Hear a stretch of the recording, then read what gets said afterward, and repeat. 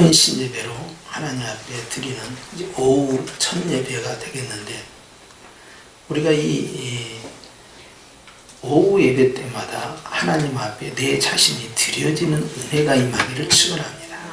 오늘 첫 번째 순서로 이 재직회 헌신 예배는 교회에 있어서 재직의 구성은 담임 목사와 함께 장로와 권사와 집사로 구성이 됩니다. 집사는 항구직으로 되어 있는 안수 집사와 매년 1년 1차씩 하는 그러한 서리 집사로 구성되어 있는데, 이제 보통 교회에서 이 서리 집사와 일반 이제 안수 집사 그리고 장로 권사로 구성된 그 교회가 가장 핵심적 부서가 되어서 교회의 크고 작은 일을 다 도맡아서 하게 됩니다. 일반적으로 생각했을 때 재직회는 이제 재정을 담당하는 것이 전부인 것 같지만, 재정을 담당하는 것이 그 첫째의 사명인 건 맞습니다. 그럼에도 불구하고 이 재직회는 또 이제 교회에 있어서 다른 사람의 본이 되며 섬기는 일을 하는데, 특별히 구제하는 일, 그리고 하나님이 주신 그 교회의 공동체를 재정적으로 돌보면서 하나님의 복음 전파하는 자들까지 돌볼 수 있는 그런 역할들을 이 재직회가 하게 되는 것이죠. 한국에 있어서 이 집사가 되기 위해서는 사실 교회에서 어느 정도의 출석률과 어느 정도의 성실성, 신앙의 개인적인 이제 확인을 검증을 하게 되고, 그리고 이제 그 핵심 구성원들로 하여금 교회를 섬기게 만들죠. 그래서 한번 이제 서리 집사가 된다든지 하면 큰 하자가 없으면 이제 끝까지 가게 되는 거예요. 그런데 이제 구약에 있어서도 그 구약 교회의 공동체 안에 이제 만부장, 천부장, 이 백부장, 50부장과 같이 체계화된 조직이 있었던 것처럼 신약에 있어서 이 조직이 등장하기 시작합니다. 처음에는 무조직 교회였어요. 그래서 사도들과 함께 성도로 단순한 구제였는데, 사도행전 6장에 가서 12명의 사도가 말씀을 가르치며 구제를 하다 보니까 구제에 대한 전문성이 결여되어 있는 사도들이 오히려 성도들을 일일이 다 돌보는 일이 부족하게 되었습니다. 그래서 헬라파에 속해져 있었던 디아스포라 유대인들이 어떻게 해서 이 디아스포라 헬라파, 특별히 이제 비유대인 디아스포라죠. 비유대인 디아스포라의 이 구제가 빠질 수가 있느냐 문제 제기를 하게 됨으로써 12명의 사도는 우리가 이 일을 별도의 전문가 이 그룹, TF 그룹에게 맡겨야겠다 해서 세운 것이 이제 7집사입니다. 근데 이 7집사가 12명의 사도들보다 일을 훨씬 잘하고 깔끔해서 원망과 불평이 없이 교회의 섬기는 일을 완전히 케어를 하게 됩니다. 그러면서 사도들은 나는 하나님의 말씀을 전파하는 것과 기도하는 일에만 전무하겠다라고 함으로써 목양 일념 그리고 선교에만 포커스를 맞추게 됨으로써 교회가 더 안정되고 성장하게 되는 기틀을 마련하게 됩니다. 여기에서 우리가 잘 알고 있는 빌립 집사나 또는 스테반 집사가 등장을 하는 것이죠. 그런데 구약에 나타났던 그러한 체계적 조직처럼 신약 교회 안에 이 조직이 들어오면서 시간이 흘러가며 좀 더 많은 이제 일꾼들을 세우게 된 과정이 일어나게 되는데, 그것이 바로 구약의 모델을 벤치마킹해서 이 초대교회 안에 장로라는 것을 끌어들입니다. 그래서 이제 구약의 유대인 사회에 있어서 장로는 그것은 이제 철저히 각 지파의 두령들, 그리고 가나안 땅에 정착한 다음에는 그 지파 부족에 있어서 원로 그룹들을 이제 장로로 추대를 해서 그들에 의해서 사실상 그 사회가 이제 관장이 되는 그런 시스템이었어요. 근데 신약에 와서는 12지파라는 이 지파 개념의 민족적 지도자가 아니라 교회 안에 이 장로라는 이 직책을 도입을 해서 사용을 하면서 심지어는 사도들조차도 나도 장로다 라고 함으로써 특히 베드로 같은 경우는 베드로전서에 장로인 베드로임을 본인 스스로가 증거를 합니다. 그렇게 함으로써 장로의 레벨이 사도의 레벨로 끌어올려져 있었죠. 그래서 이제 이 신약 시대의 장로다 그 말은 구약의 장로의 개념과 다르게 된 거예요. 그래서 교회 안에서의 장로다 그러면은 이제 그 사람이 말씀을 이제 가르치는 일에 전념하는 장로로 그렇게 이제 정리가 됩니다. 그런데 말씀을 가르치는 장로, 사도 중심의 장로가 각 교회마다 장로를 세우면서 또 하나의 이름을 줬는데 그것이 바로 감독이라는 이제 이름을 주게 된 거예요. 감독이라는 이름을 받으면서 교회는 이제 이원 체제로 형성되어 갑니다. 하나는 말씀을 가르치는 장로와 함께 성도들을 돌보는 리더 그룹이 형성돼요. 그 리더 그룹들이 이제 교회의 오늘날에 있어서 이제 시무 장로 체제가 형성되는 거예요. 그리고 이제 이 감독 즉 이 장로 체제를 강화하는 서포트 해주는 그룹들이 등장하는데 그것이 7 집사와 함께 등장하는 집사 제도가 각 지교회마다 뿌리를 내리게 됩니다. 그러면서 남자 집사 중심으로 구성이 돼요. 그런데 이것이 또 세월이 흐르다 보니까 이제 남자뿐만 아니라 여자도 일꾼으로 세우기 시작합니다. 그래서 당시에는 여자에게 투표권도 주지 않았고 숫자로도 세지 않는 거예요. 인간이 아닌 거예요. 사람이 아니야. 그런데 교회 안에서는 이 여성의 인적 자원을 굉장히 중요시 여기고 예수님의 중요한 제자들도 여자, 사도 바울의 중요한 동역자들도 여자. 그래서 교회 안에 이 여성 인적 자원들이 이제 집사로 등극을 하기 시작합니다. 그래서 심지어는 사도 바울이 로마서를 기록을 해서 로마의 그 서신을 전달하는 임무를 남자가 아니라 여자인 베베에게 맡겼다는 사실이에요. 그러면서 여자 성도들의 역할이 강화되면서 남녀 구분 없이 교회 안에 이제 집사 그룹들이 형성이 됩니다. 권사라는 제도는 이제 한국에서 남자 집사로 있다가 장로가 되는데 여자 집사는 장로가 안 되니까 그러면 여자 집사 가운데에서 리더 그룹을 형성해야겠다 해서 만든 것이 권사 제도예요. 성경에는 물론 없죠. 근데 교회사에 있어서는 이것을 인정을 하게 된 겁니다.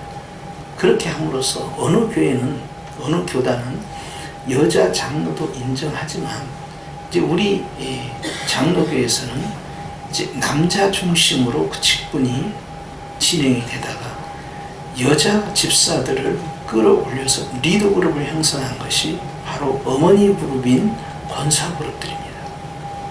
그래서 전에는 45세 이상으로 헌법에 따라서 선임을 했는데 오늘날에 있어서는 연령을 낮춰서 40세까지 끌어내려놨어요. 그래서 이제 장로는 이제 35세 이상, 그리고 집사는 특정한 연령을 세우지 않지만 서리 집사 같은 경우는 30세를 기준으로 세우게 됩니다. 목사 안수도 30으로 하다가 이제 분목으로 가는 분들이 있으니까 이 나이를 끌어내렸어요. 그래서 더 일찍 줄 수 있도록 그렇게 만들어놨죠. 오늘 성경에 보면 주님께서 여러 직분에 대해서 말씀하시는데 먼저 우리가 이 3장 1절의 말씀을 함께 읽겠습니다. 시작. 미쁘다 이 말이요 곧 사람이 감독의 직분을 얻으려 하면 선한 일을 사모하는 것이라 합니다. 직분에 대한 분명한 이제 제목이 나옵니다. 감독이라는 직분, 그 직분을 사모하는 사람, 즉 리더 그룹으로 쓰임받는 사람은 선한 일을 사모하는 그 마음에서 이 직분이 주어졌다 하는 것입니다. 선한 일이라 하는 것은 바로 복음을 전파하는 일과 주님이 피로 사신 교회를 섬기는 일, 이것을 바로 선한 일이라고 합니다. 그래서 이 선한 일을 사모한다, 이것을 가리켜서 이 사람은 사명감이 있다라고 말하는 거예요.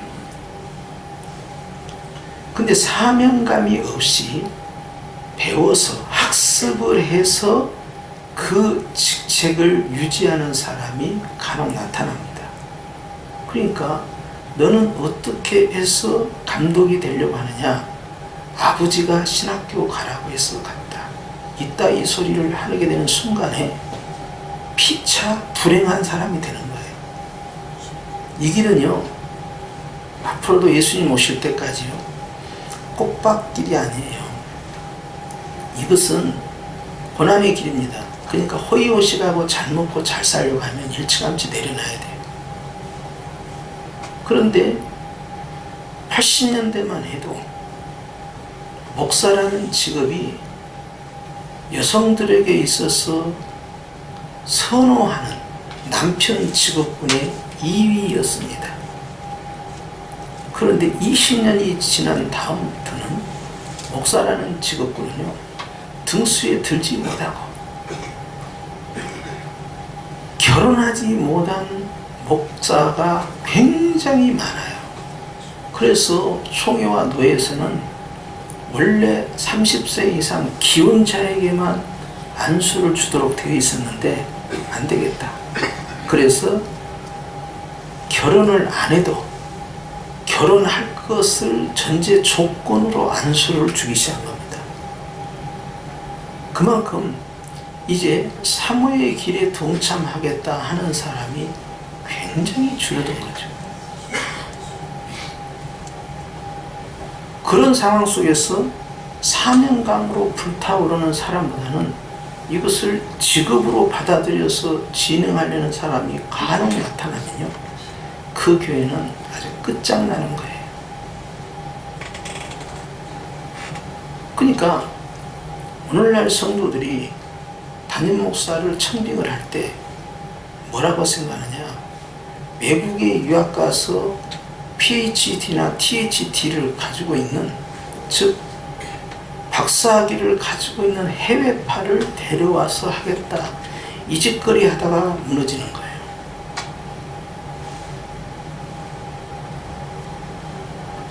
지적인 욕구가 강화되다 보니까 기본을 놓치고 엉뚱한 액세서리를 걸치고 우리 교회 목사님은 박사학위가 있다, 이런 것을 한 겁니다. 심지어는 어떤 사람은 방송에 나올 때 가운을 입어서 옆에다가 짝대기 3개를 붙여서 내가 박사 학위를 갖고 있다 하고 박사 가운을 입는 무식한 짓을 하다가 여론이 안 좋으니까 요즘은 그런 가운 입는 사람이 거의 없습니다. 공부만 하는 사람이 기도를 했겠어요? 주님과 인격적 만남이 있었겠어요? 한 영을 향하여 뜨거운 눈물을 흘려봤겠어요?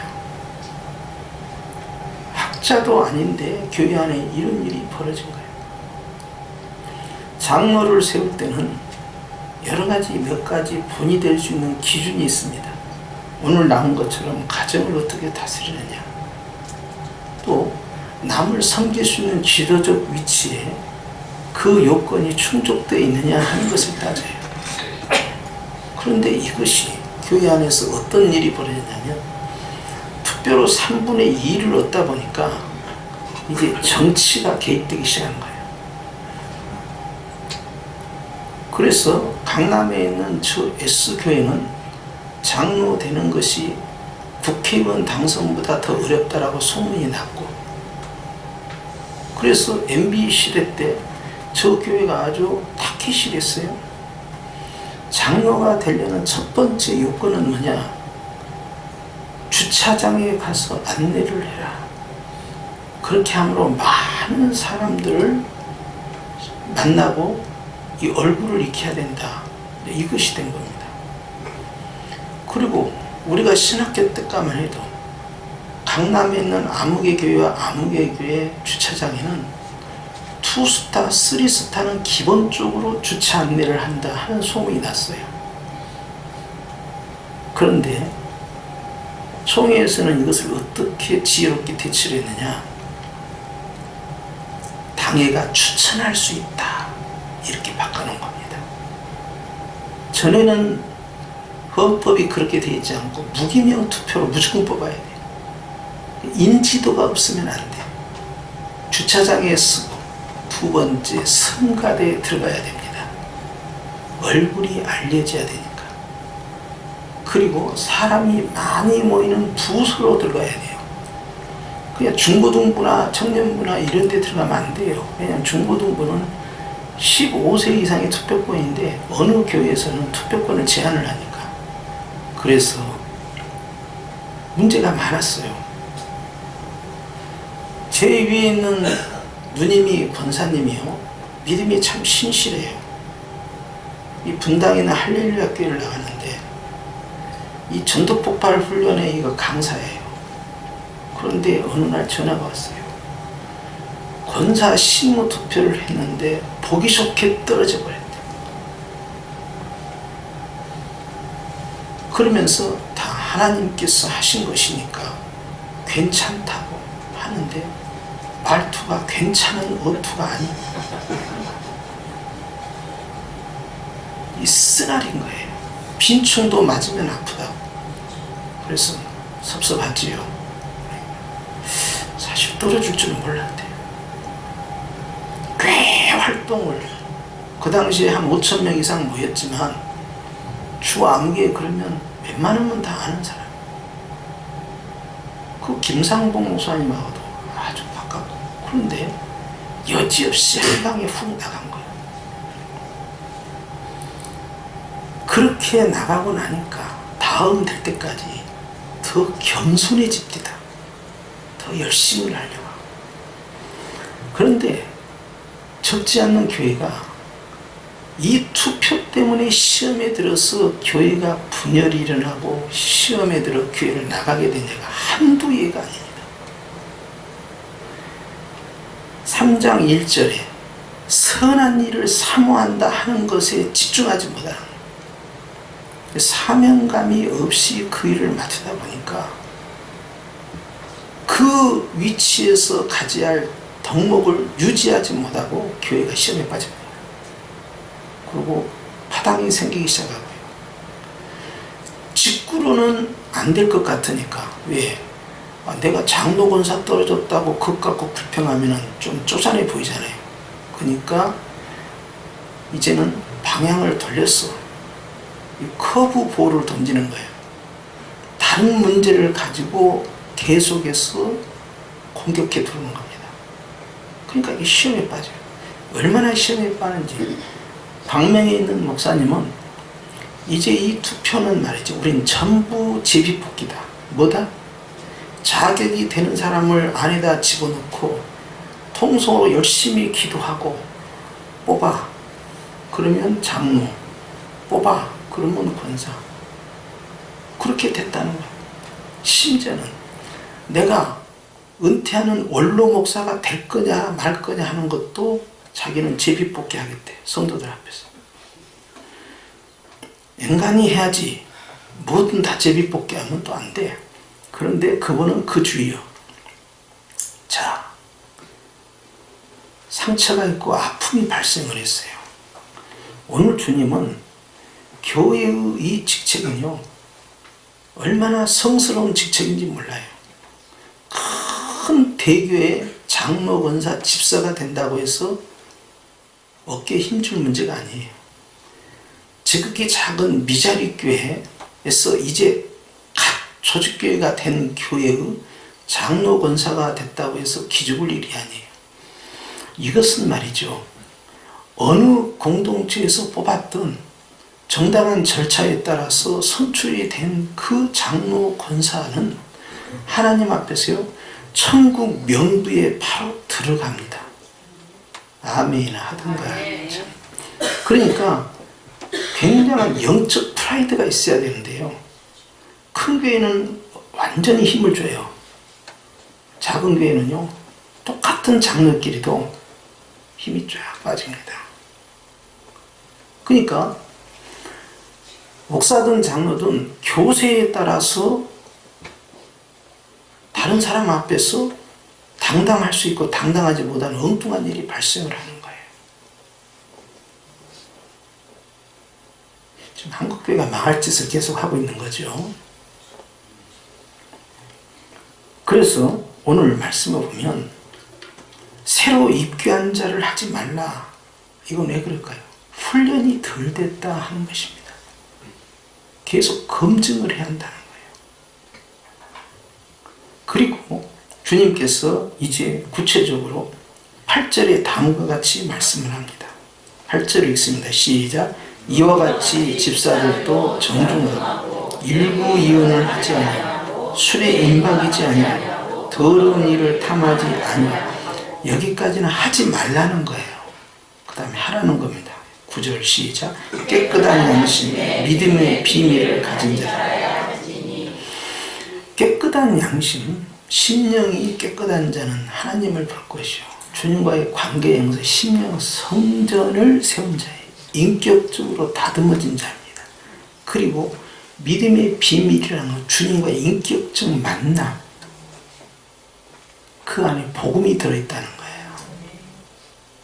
그러니까 학습을 해서 지식으로 믿는 하나님이 아니라 내가 만난 예수님이 인격적으로 내 안에 존재해야 한다는 거예요. 그것은 구원의 기쁨입니다. 확신이 아니고 구원의 기쁨이에요. 구원의 기쁨이 없는 확신은요, 오래 갈 수가 없어요.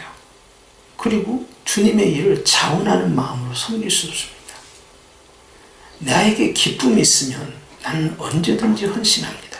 그러나 구원의 기쁨이 상실되면요, 오래 버티지 못해 에너지가 고갈되게 돼요.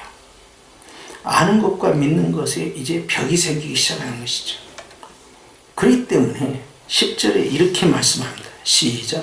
이에 이 사람들을 먼저 한번 달아보라는 거예요. 어디까지 순종하는가를.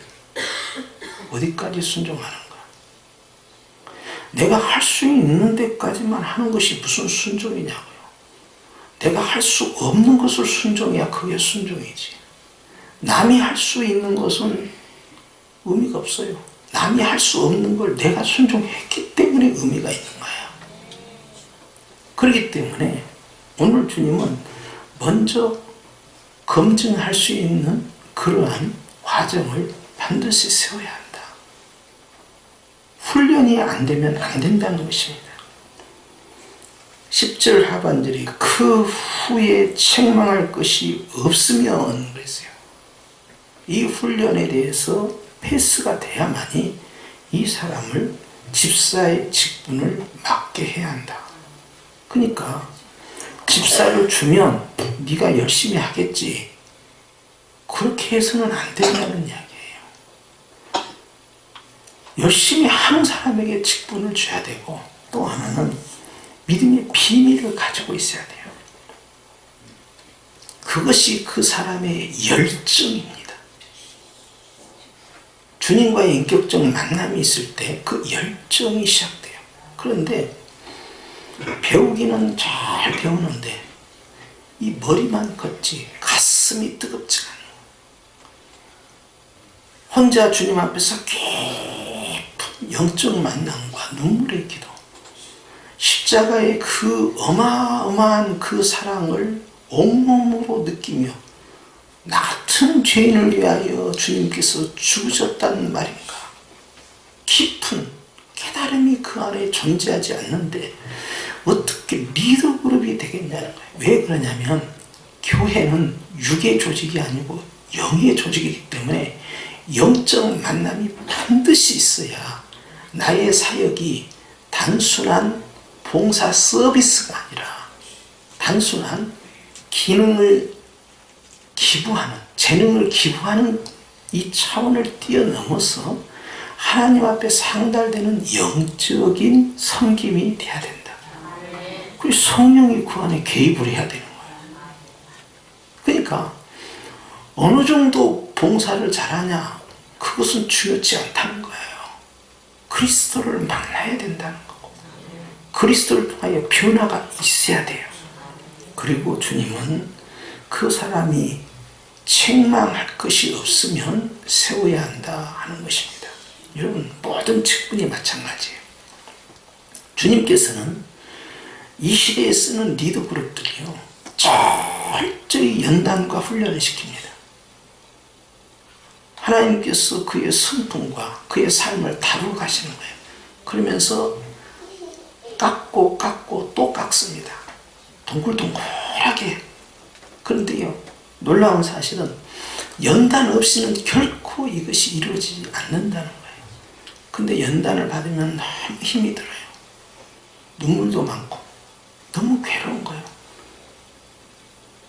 주님께서는요, 우리에게 그 연단을 시키실 때 어떤 마음을 가지고 있을까 한번 생각해 봤어요.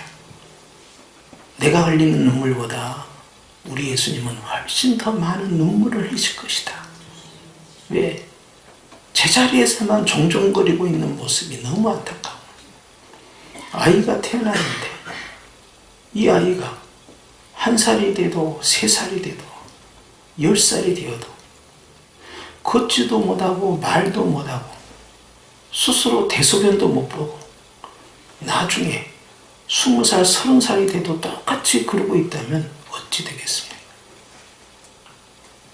양철북이라는 영화가 과거에 있었는데 성장하지 않는 아이예요. 그런데 주님은 연단이라는 과정을 통해서 교회를 성장을 시킨 거예요. 스테반의 사건이 벌어진 것이 그 케이스입니다.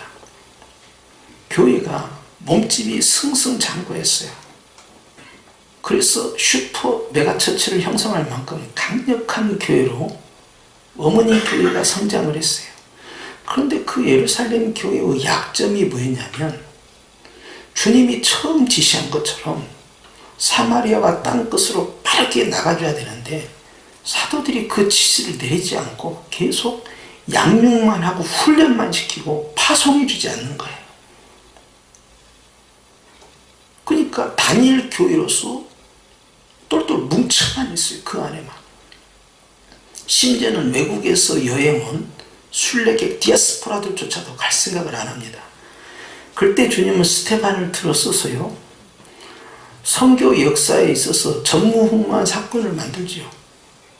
하나를 제물로 죽임으로써 결국 그 안에 있는 수만 명의 디아스포라와 유대인들이 일제히 선교사 파송을 받고 전 세계로 흩어져 가며 복음을 전하고 가는 곳마다 교회를 세우는 역사가 벌어진 것이 사도행전 8장의 사건입니다. 그러니까 스테반의 이 순교는 결국 사도들의 현실적 판단이 너무 늦게 나왔다는 이야기예요. 더 성령으로 예미해서 이 정도의 상황이면 보내야 된다는 생각해야 되는데 조금 더 훈련하자 하다가 골든타임을 다 놓쳐버린 거예요. 성령의 시간과 내 시간이 전혀 달라요. 가면서 훈련받고 하면서 연단받아야 되는데 이걸 놓침으로써 아까운 생명이 가게 된 거죠. 교회는 하나님 앞에서 성령에 예민할 때 아름답게 쓰임받습니다. 교회가 재직들이 얼마나 되느냐, 재직들 특히 재정이 넉넉하고 또 기본적인 11조를 드린 사람이 몇 명이냐 하는 것보다 더 중요한 문제가 있습니다. 이것이 육적 조직에서 영적 조직으로 전환되기 위해서는요, 주님을 만나야 됩니다. 십자가 앞에 서 있어 봐야 되고요, 그 죽음 앞에서 내 죄를 보고 있어야 돼요. 그 첫사랑의 경험이 있을 때 그 구원의 기쁨이 있으면요, 뭐 하라고 한다고 해서 하지 말라고 해서 안 하고 그런 거 없습니다. 너무 쉽게 조직이 굴러가는 거예요. 그것이 은혜입니다. 부흥해서 은혜가 임하는 게 아니에요.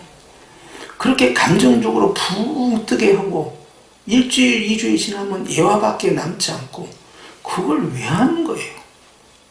말씀을 통해서 변화되지 아니하고 나의 삶을 깨뜨리지 아니하면 그 어떤 것도 내 자신을 영향력 줄 수 없다는 걸 기억해야 됩니다. 그러면서 오늘 주님은 이 11절에 이렇게 말씀합니다. 시작. 여자들도 이와 같이 정숙하고 모함하지 아니하며 절제하며 모든 일에 충성된 자라야. 이제 여자들에 대해서 나옵니다. 드디어 이 디모데의 이 전서와 이 후서는 바울이 이 옥중에 이제 로마 감옥에 있으면서 그가 마지막으로 쓴 유서와도 같은 거예요. 그러니까 이제 사도 사역의 이제 말기 사역이죠. 이때 이제 여자들의 위치가 굉장히 강조되는데요. 왜냐하면 이제 바울 사역에 있어서 주 사역자가 사실 여자들입니다. 아골라 브리스길라 같은 경우에도 처음에는 남편 아골라가 먼저 나오잖아요.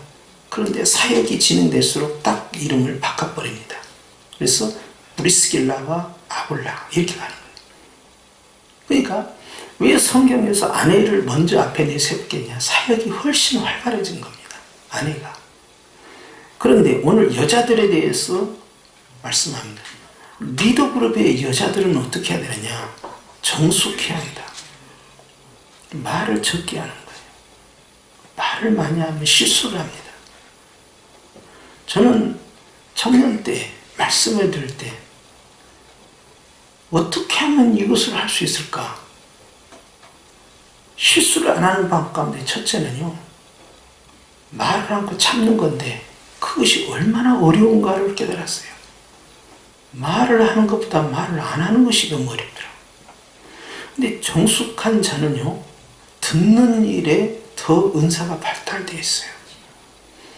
상대의 말을 많이 들어주는 사람. 그러면요, 오히려 주님께서 나에게 주신 지혜를 통하여 상대를 돕게 만들어줍니다. 그 다음에 나타난 것이 모함하지 아니한다. 말을 적게 하면 다른 사람에 대해서 약점, 그 사람이 감추고 싶은 그러한 흠결에 대해서 말할 필요가 없어요. 이것을 공유해버리는 순간에 공동체가 깨집니다.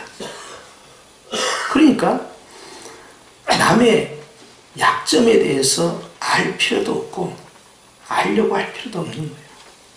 전도서에 있는 말씀처럼 종들이 너에 대해서 뭐라고 하는지 네가 들으려고 하지 마라.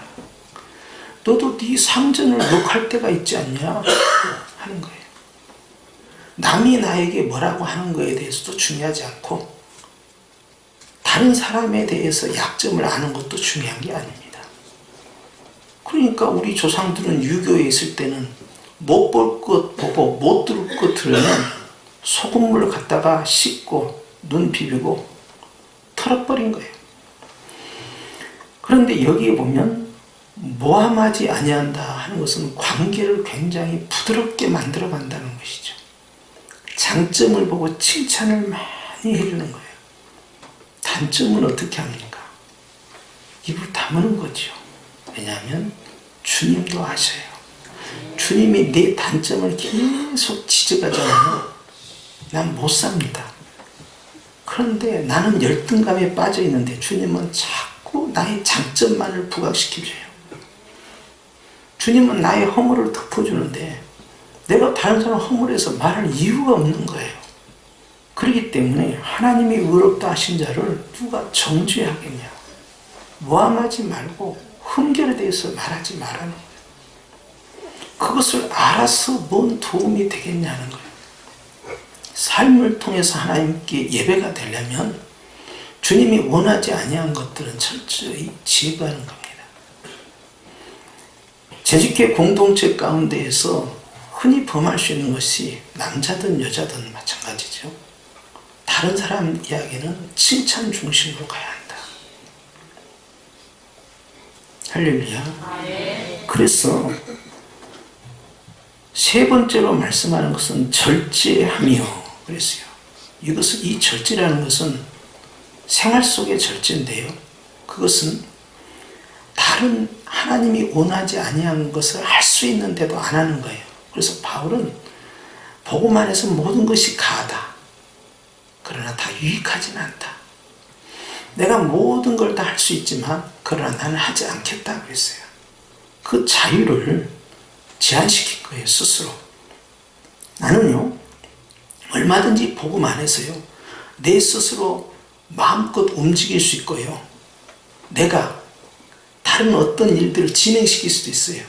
그럼에도 불구하고 공동체의 덕을 위해서는 안 하겠다. 제가 엊그저께 어떤 엘피스 전도를 하다가 만난 어떤 남자분 화가하고 좀 이야기를 했는데요. 기독교는요 이 법, 원칙 이것을 뛰어넘는 더 큰 계명이 있습니다. 그것은요 덕입니다. 덕 무엇이라고요? 내가 어떤 사람과 같이 가는데 그 사람이 앞을 못 보는 사람이야. 그런데 내 앞에 큰 장애물이 있는데 나는 피해갈 수 있어요.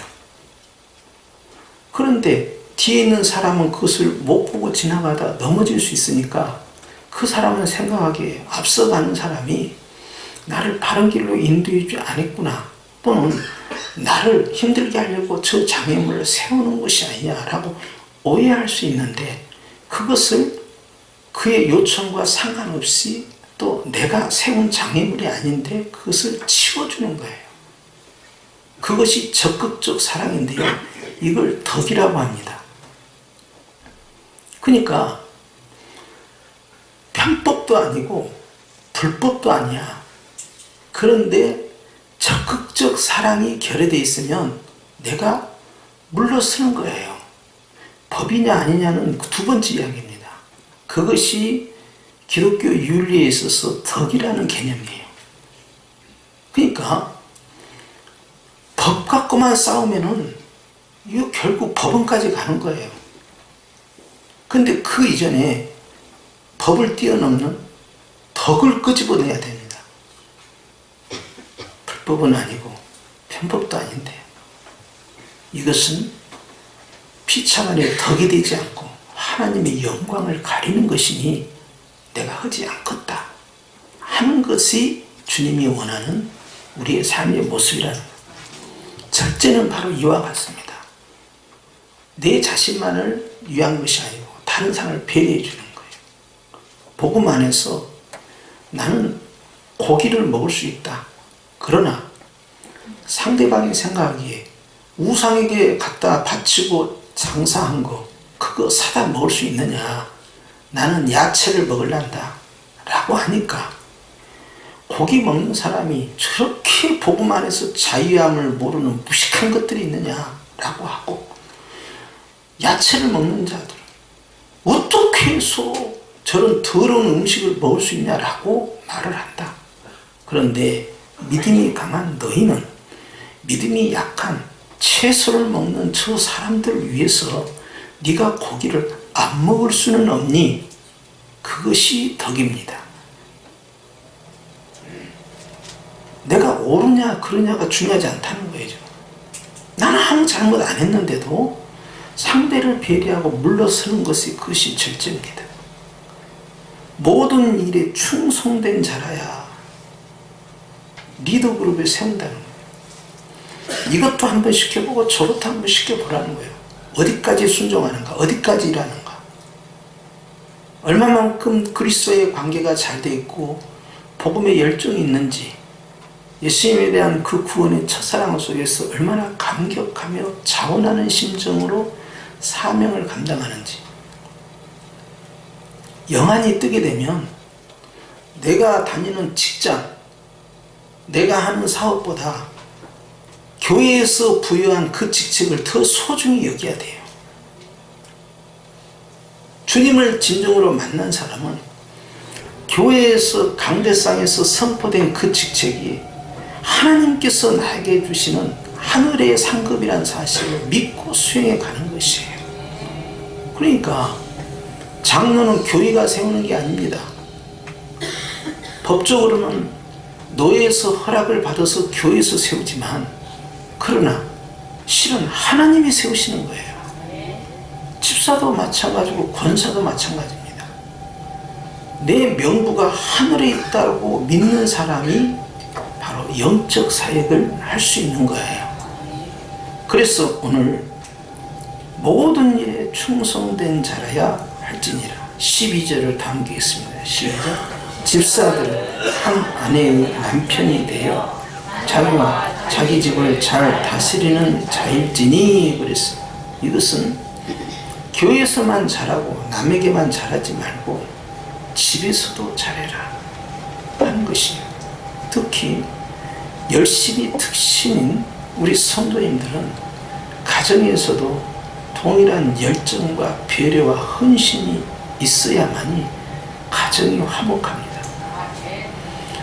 하나님께서 우리에게 원하시는 것은 감독이든 집사든 가정을 잘 다스리라는 것은 독재 권력처럼 두드러 잡으라는 것이 아니라 예수님께서 교회를 사랑하고 섬겨주신 것처럼 가정 안에 들어가서 잘할 때 하나님이 주신 그 직책을 잘 감당하고 회방거리가 되지 않습니다.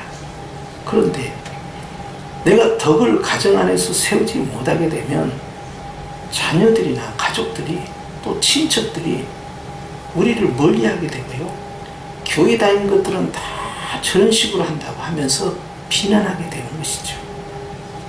그렇기 때문에 우리 주님께서는 12절 말씀과 같이 자기 집을 확실하게 케어를 하라는 것이에요. 저와 여러분은 이 말씀 두고 무겁게 받아야 될 줄 믿습니다. 그러면서 오늘의 결론은 13절입니다. 시작. 집사의 직분은 잘한 자 아름다운 주 그리스도 예수 안에 있는 믿음의 큰 담력을 얻느니라 했습니다. 집사의 직분은 잘한 사람들, 성공한 사람들은 아름다운 지, 이것은 어디서 줍니까? 하늘나라에서 주는 거예요. 주님이 직접 주시는 것이고, 그리스도 예수 안에 있는 믿음의 큰 담력을 얻는다. 이건 뭡니까? 믿음의 큰 담력이 왜 이거와 연결되어 있습니까? 주님 앞에서요, 충성된 일꾼은 하나님 면전에서 드려야 할 그 기도가 확신에 차 있고요, 두려움이 상실된 거죠. 그렇기 때문에 주님과 막힌 감이 없는 거예요. 사도 바울은 고린도전서 4장 1절 말씀에 맡은 자 구할 것이 있는데 다른 거 구하지 말라는 거예요. 맡은 자가 구할 것은 오직 어떻게 하면 충성할까, 이것을 솔로몬이 구한 겁니다. 그래서 솔로몬이 왕이 됐을 때 다른 거 이것저것 구하지 않았어요. 뭐 우리나라가 부흥케 하옵소서, 뭐 경제가 성장하게 하옵소서, 뭐 이런 거 안 구한 거예요. 뭘 구했느냐?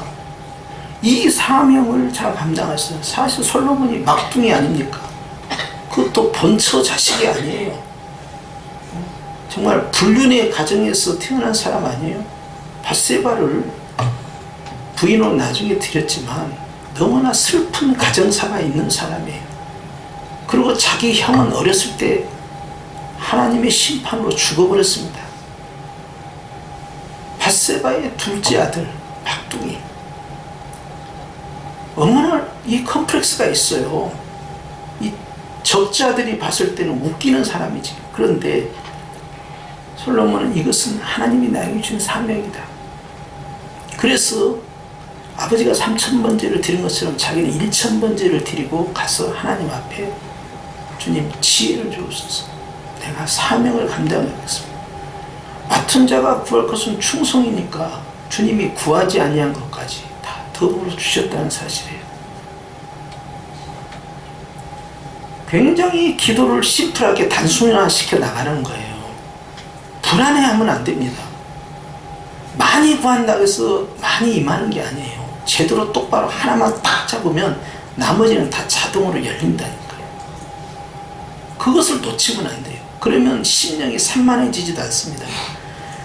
내가 구하지 아니한 것까지 주시는 하나님이라는 에베소 3장 20절의 말씀을 딱 잡는 거예요. 그리고 이 말 저 말 하지 않습니다. 중언부언도 없고요. 또 외식하는 기도도 없는 거예요. 일정하게 하나님이 원하는 거, 지금 나에게 원하는 거 뭡니까? 내 기도 제목은 10가지 100가지인데 딱 하나만 하라는 거예요. 하나를 딱 잡으면 나머지는 주님이 한꺼번에 확 열어버려요. 그런 경험들을 계속 해야 됩니다. 그랬을 때 우리가 굉장히 주님 앞에서 안정된 심정으로 잔잔하게 그 사명을 감당해 갈 수 있어요. 여러분, 분주하시면 안 됩니다. 짧은 시간 많은 일들을 하게 되지만 우리의 몸은 분주할지언정 마음은 잔잔한 호수와 같이 묵직하게 바다 위에 떠있는 빙하와 같이 주님 앞에 그대로 고정되어 있어야 돼요. 그렇지 않냐면 마르다처럼 헛발질하는 거예요.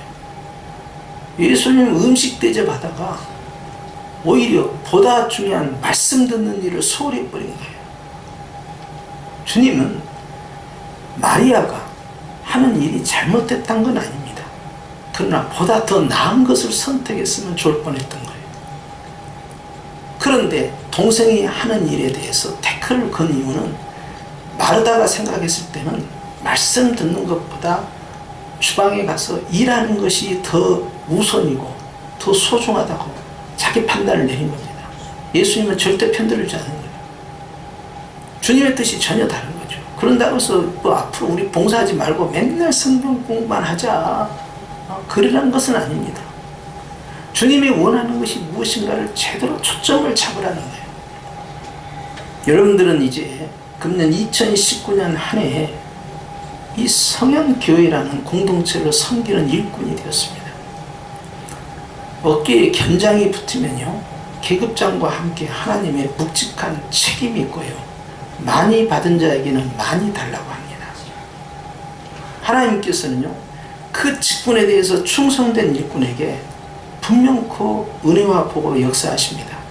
이 땅에서든 또는 하늘나라에서든 동일합니다. 그러나 여러분이 이 직책을 땅에다 묻어놓으면 어찌 되겠습니까? 주님은 슬퍼하실 것입니다.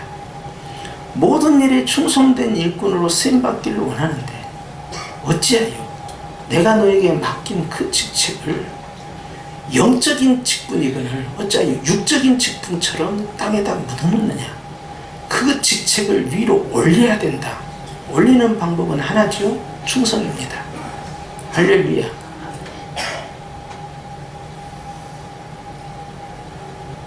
하나님은요, 우리가 없어도 하나님 일 다 합니다. 여러분 절대 마음에 기억하셔야 돼요. 내가 없으면 안 될 것 같다는 생각을 하면 절대 안 됩니다. 하나님이 나에게 직분을 주신 것은 상 주시기 위해서 주신 거예요. 충성하니까 상 준 게 아닙니다. 상 주시려고 직분을 주신 거예요. 주님의 의도를 아셔야 돼요. 그러니까 여러분이 직책을 받고 이것이 부담스럽네, 이것이 내가 감당할 수 있을까? 선한 일을 사모한 사람은 더 부담을 주옵소서. 그러면 주님도 해결할 수 있는 능력을 줄 줄 믿습니다. 이런 열정적 사모함이 있어야지.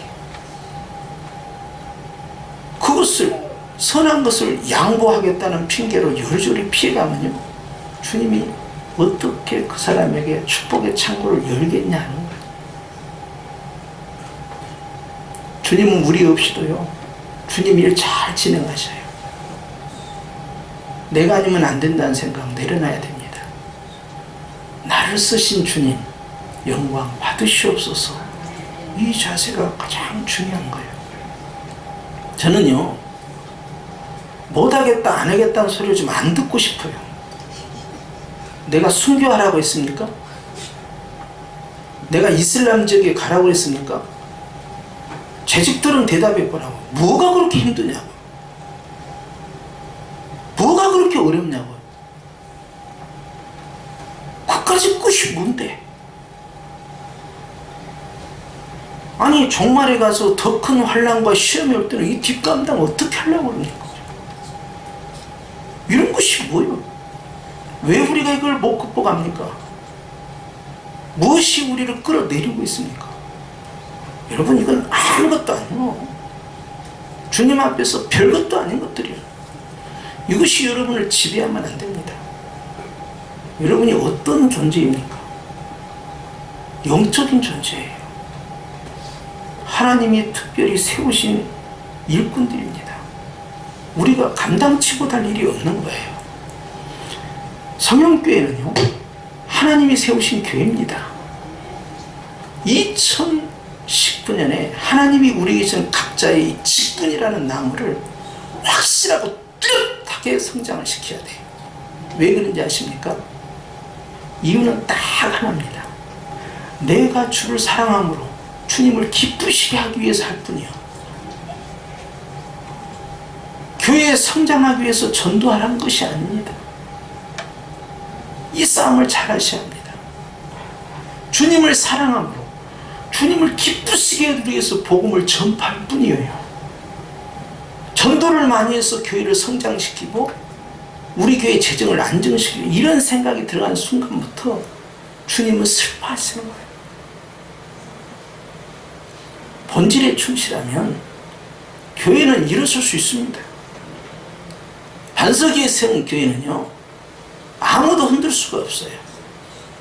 그렇기 때문에 어렵다 힘들다 예단할 것도 없고 두려워하지도 마시고 여러분 앞으로 가십시오. 믿음의 결단을 내리고 이 자리에 있는 우리가 똘똘 뭉치면 우리의 기도를 들으시고 우리의 열심을 보신 하나님께서 무엇인들 이끌어 주시지 않겠습니까? 우리 앞에 있는 장애물은 오직 주님께서 다 해결하셨다. 확신 속에 2019년을 두려워하지 않는 거침없는 한 해가 되어야 할 것입니다. 제발 3층에 목사님 못 한답니다.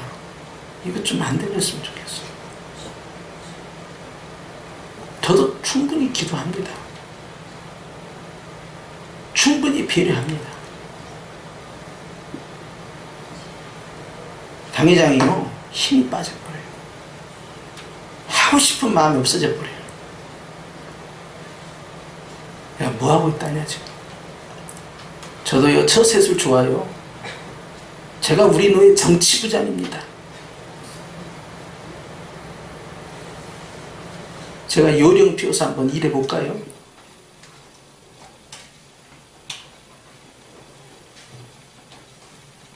그런 짓 하다가 저분한테 얻어 터질까봐 두려워서 못합니다.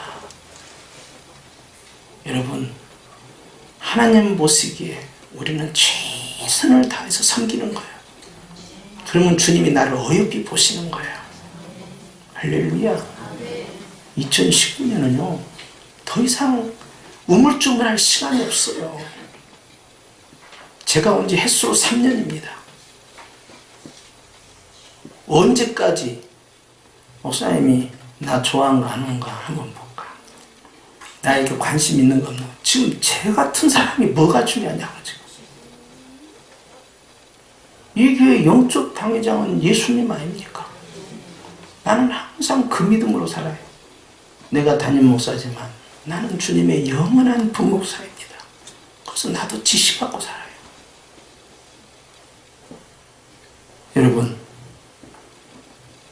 재직들 힘을 내십시오. 우리가 이 역경을 얼마든지 넘어설 수 있습니다. 그렇게 해서 하나님 앞에 큰 영광 돌리는 금년 새해가 되시기를 주의 이름으로 축원합니다. 기도하십시다. 하나님 아버지, 우리에게 교회를 섬기도록 이 재직의 직분을 주셔서 감사합니다. 주님, 이 직분을 잘